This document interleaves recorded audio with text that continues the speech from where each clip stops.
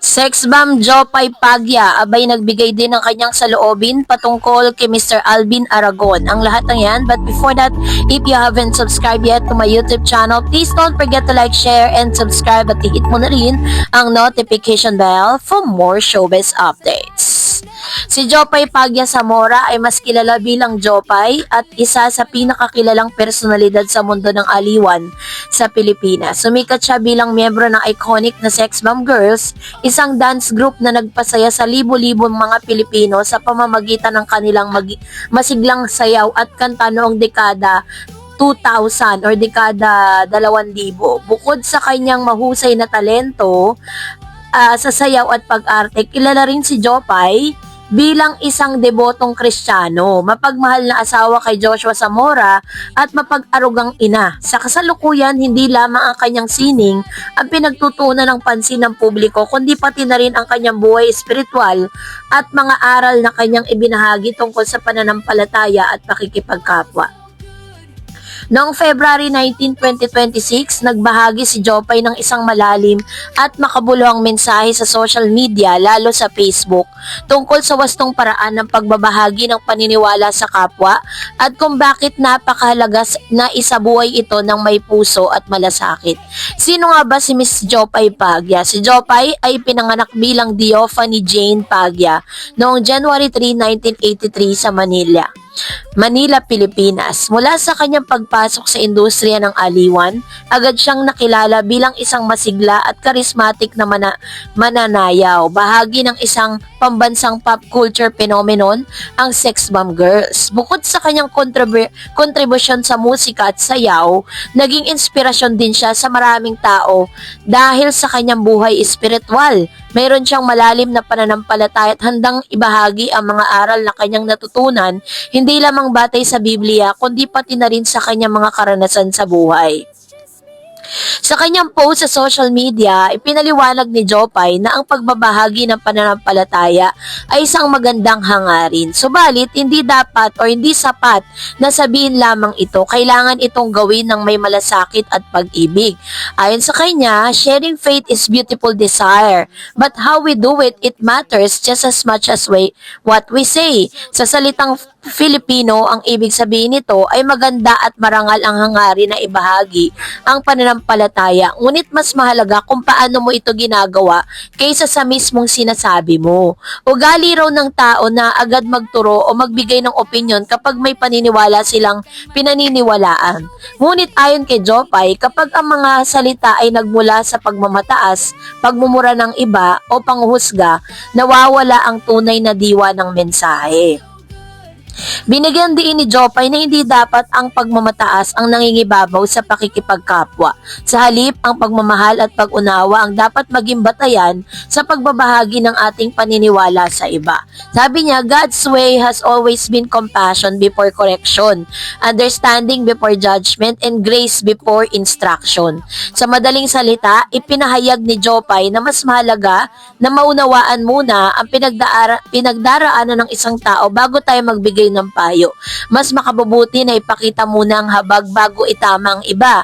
Mas nararapat na ang mensahe ng pananampalataya ay nagmumula sa pag-ibig kaysa sa paghuhusga. Ito ang isang paalala na ang tunay na pananampalataya hindi lamang tungkol sa salita, kundi higit sa lahat ay ang gawa, ang paraan ng pakikipagkapwa na puno ng habag, malasakit at pagmamahal. Ayon kay Jopay, dapat ang pananampalataya ay naglalahad ng paanyaya, hindi pananakot.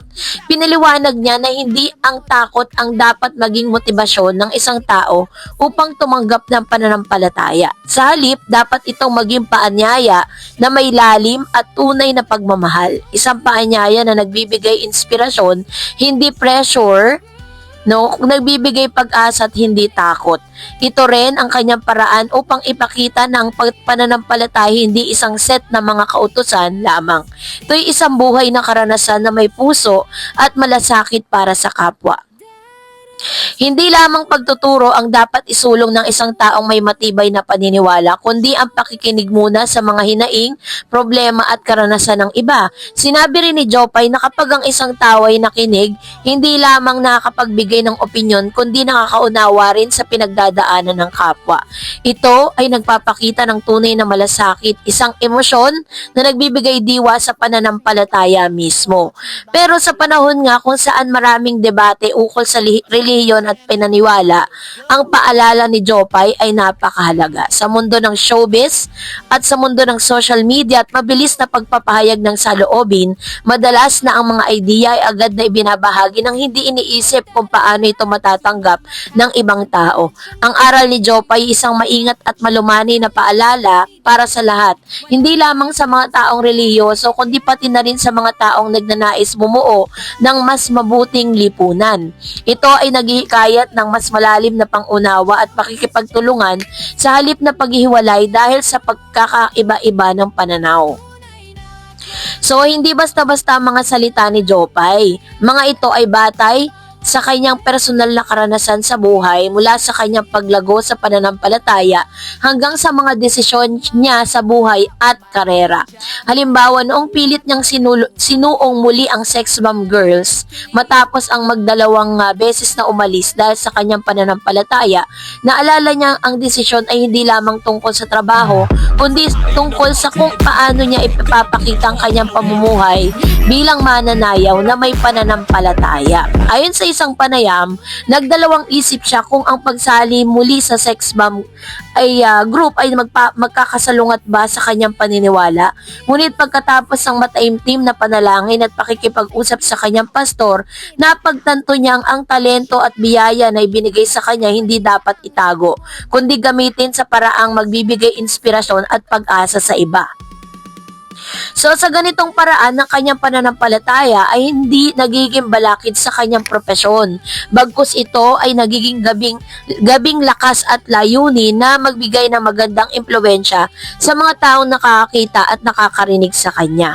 So dahil dito, ang mensahe ni Jopay Pagya tungkol sa wastong pagbabahagi ng paniniwala ay isang napakahalagang paalala sa ating lahat na ang pananampalataya na puno ng pagmamahal ay hindi mapanghusga, pangunawa bago pagwawasto, malasakit bago pangangaral, pakikinib bago magsalita. Sa isang mundo kung saan madalas na nagiging matulis ang mga salita at mabilis ang hatol sa kapwa, ang paalala ni Jopay ay nagbibigay diwa na ang tunay na pananampalataya ay hindi lamang tungkol sa kung ano ang sinasabi mo, kundi kung paano mo ito'y sinasabuhay at ibinabahagi sa iba.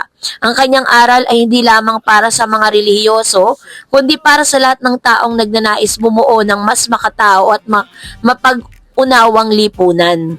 Isang komunidad kung saan ang bawat isa ay naririnig, nauunawaan at tunay na minamahal. So ganito po niya sinagot ang ilan sa mga issue na sinasabi or trending issue ngayon between Alvin Aragon, IC Trazona at sa sex bomb girl. So, kilala rin si Jopay po kasi na kaparehas din ni IC, parehas po silang mga believers, parehas po silang mga Christians.